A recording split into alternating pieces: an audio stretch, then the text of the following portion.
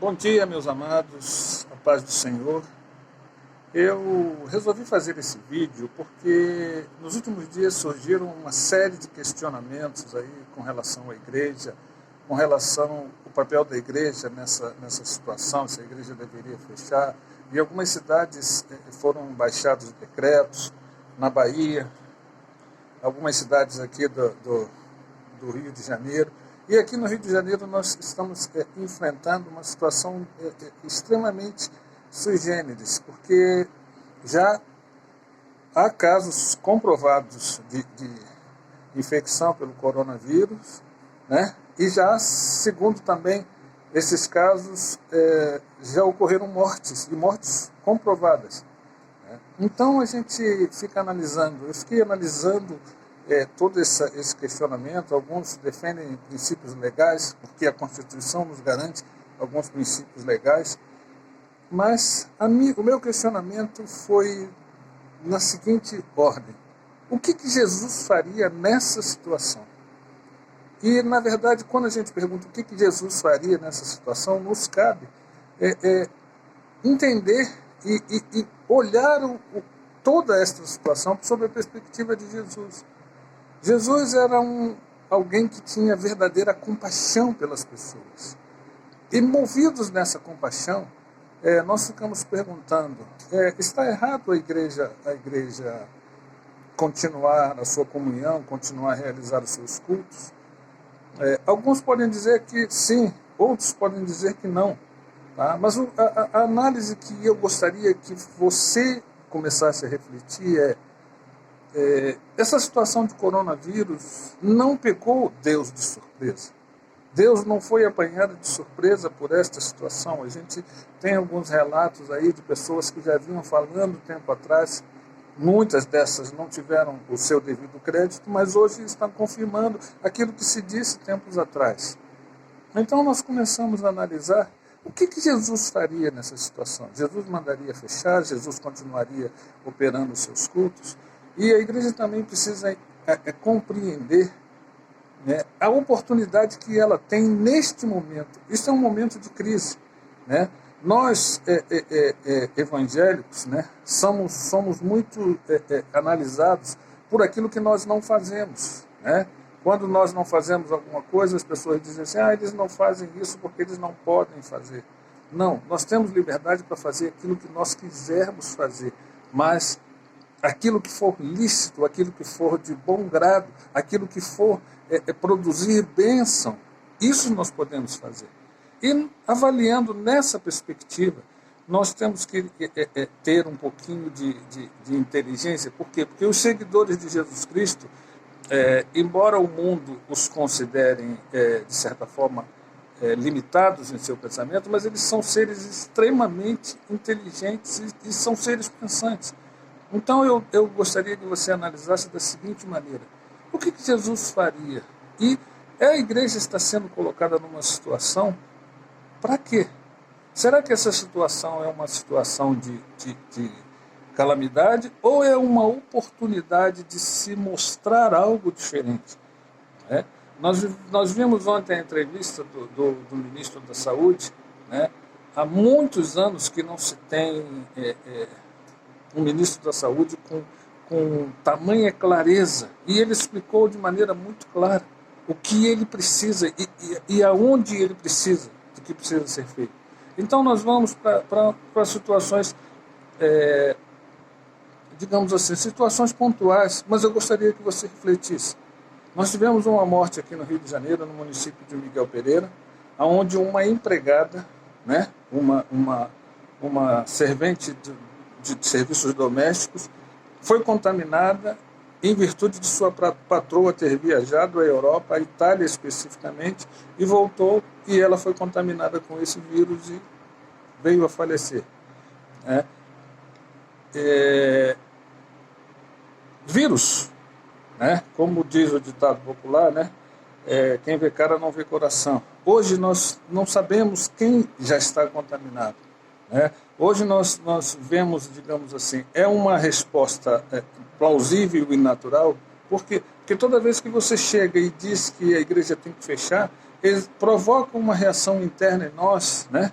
como se os nossos direitos estivessem sendo desrespeitados, né? E as pessoas vão sempre buscar na lei a justificativa, mas, na verdade, se você for analisar, os homens íntegros, dificilmente eles precisam de buscar na lei, porque a sua conduta fala por si só. Porque quando ele vai passando, alguém diz, ali vai um homem íntegro. Então nós precisamos entender que hoje nós estamos vivendo, até surgiu uma brincadeira, né? Que esse período seria o período da revanche, onde os pais, né, quando você era adolescente, que você dizia que queria sair, e você dizia para os seus amigos que os seus amigos todos iam, né, e você virava para sua mãe e dizia, mãe, eu tenho que ir porque todos vão. Aí ela dizia, você não é todo mundo.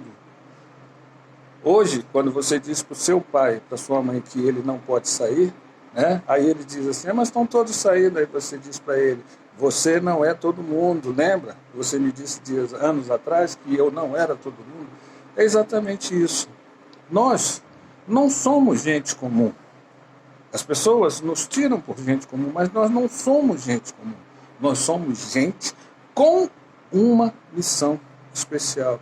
Ou seja, nós fomos chamados para fazer diferença. Então, voltando a esse exemplo dessa senhora que faleceu em Miguel Pereira, né? Nós vamos, cultuamos e é uma maravilha, todo mundo fica feliz, adoramos a Deus e voltamos para casa.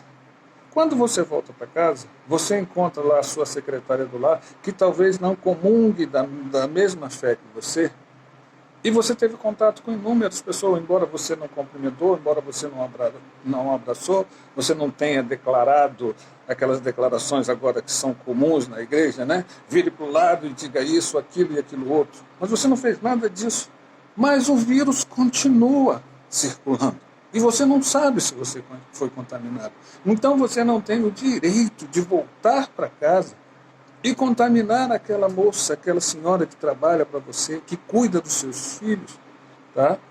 E que não tem nada a ver com a história, que depois ela vai pegar uma condução, vai sair nesse trajeto, depois vai chegar em casa e talvez ela more um pouco distante e os cuidados de saúde na região que ela mora não sejam suficientes e você tem um quadro instalado. Ou um outro exemplo, você, um cidadão absolutamente respeitador, você é tido em alta conta no seu condomínio. É tão considerado que quando você chega, o porteiro faz questão de abrir a porta para você, ou o zelador vai lá e abre a porta do seu carro, recebe você com o maior carinho. Por quê? Porque você é uma pessoa diferente de todas as outras. Você todos os dias cumprimenta, pergunta sobre sua família, pergunta sobre seus filhos, pergunta sobre como vão os pais, né? Só que esse moço foi com todo carinho abrir a porta para você.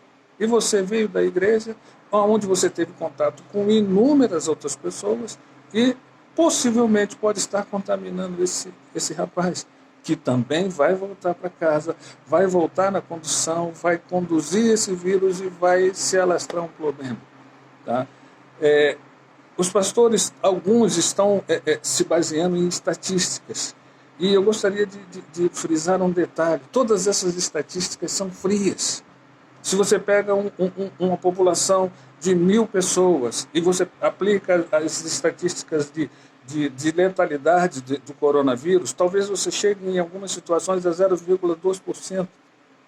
Em termos de estatísticas, 0,2% é irrelevante. Mas quando você coloca em termos de pessoas, em termos de famílias, você de 1.000 pessoas ou de 1.000 famílias, você vai ter 2 famílias chorando a perda. E só quem perde é capaz de dimensionar. Quando você está olhando para estatísticas, as estatísticas são absolutamente inócuas. Por quê? Porque elas transmitem números, mas você está falando de vidas. Então você não deve se permitir a esta condição.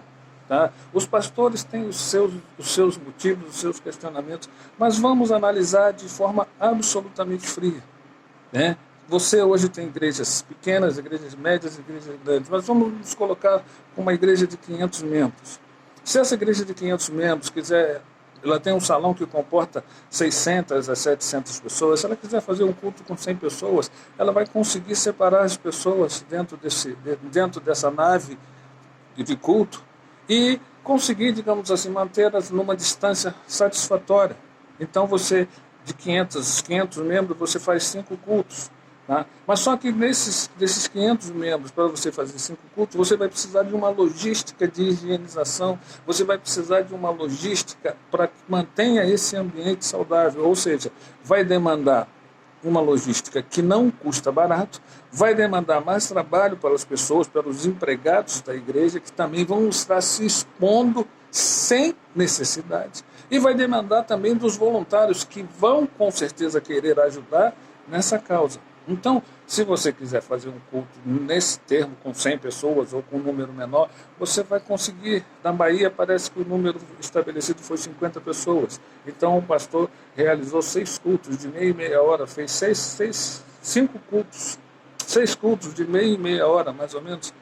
Né? Só que aí eu pergunto, deu tempo de higienizar o salão? Deu tempo de higienizar as poltronas? Tá? Deu tempo daquele ar que estava ali no interior do salão ser renovado? Né? Então, tudo isso demanda uma logística que é uma logística, de certa forma, cara. Então, a minha pergunta é, por que você não pega toda essa logística e aplica em outra área? A palavra de Deus nos diz no Velho Testamento para que nós estendamos as estacas de nossa tenda.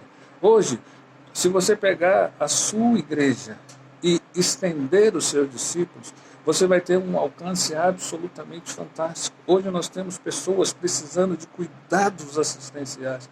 Nós temos idosos que não têm família. Temos família que não tem idosos, mas temos famílias também que não têm recursos para se manter no meio dessa crise toda. Então, que você, em vez de ser um agente transmissor do vírus, você seja um agente potencializador de bondade, potencializador de compaixão. Você seja aquele que está na sua rua, cuidando, enquanto a sua igreja está fechada. Entenda, a sua igreja está fechada, mas o templo do Senhor, que é você, tem que continuar aberto 24 horas por dia.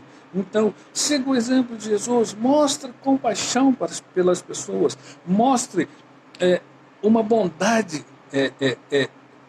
excepcional. Né? Hoje nós estamos vivendo e toda essa nomenclatura, todo esse processo de crise nos remete a entendermos algumas coisas. Então, vamos lá. Um tumor é maligno porque, além dele ser maligno, ele destrói tudo que está à sua volta. Então, Jesus Cristo nos diz, a Bíblia nos diz para que nós sejamos benignos. Então, se nós devemos ser benignos, nós devemos ser uma fonte geradora de bênção. Então, essa fonte geradora de bênção é cuidar dos seus vizinhos, cuidar dos seus familiares, cuidar daqueles que não têm condição. Talvez esse dinheiro que você esteja gastando em combustível para ir para a igreja, ele possa se transformar numa cesta básica. Esse álcool gel que a igreja está usando para higienizar os seus templos, né? E também tem um outro detalhe, com a igreja sem as atividades, ela diminui o seu custo de energia elétrica, de água, de utensílios de limpeza. Então você precisa entender que agora é uma hora de cuidado, mas essa hora de cuidado é cuidado preventivo. E esse cuidado preventivo é um cuidado absolutamente fantástico. Por quê? Porque se você atua preventivamente, você se antecipa a determinadas coisas. E o que eu preciso que você reflita é o que Jesus Cristo faria. Será que Jesus Cristo se apegaria aos detalhes da lei? A lei realmente ela esmiuça todos os fatos, mas não é a lei que me importa. São as pessoas que estão à nossa volta. Pessoas que você não consegue analisar se tem ou não o vírus. Então nós temos que agir com prudência. Fé é algo transcendental, mas ela nos remete a ter consciência, ter prudência, tá? E ser exatamente aquilo que hoje o mundo está precisando. O mundo está precisando de luz, o mundo está precisando de paz, o mundo está precisando de amor e compaixão. Então, não fique nesse lema, abre ou fecha, ou seja, se abra para as potencialidades que Deus está lhe oferecendo. Se abra para as oportunidades da igreja ser maior ainda do que é, para que a igreja fique conhecida não por aquilo que ela não faz, mas pela diferença que ela tem feito na vida das pessoas. E eu espero que o Senhor abençoe a sua vida e seja prudente. Se você tem fé, fique em casa. Se você não tem fé, fique em casa do mesmo jeito e que o Senhor te abençoe.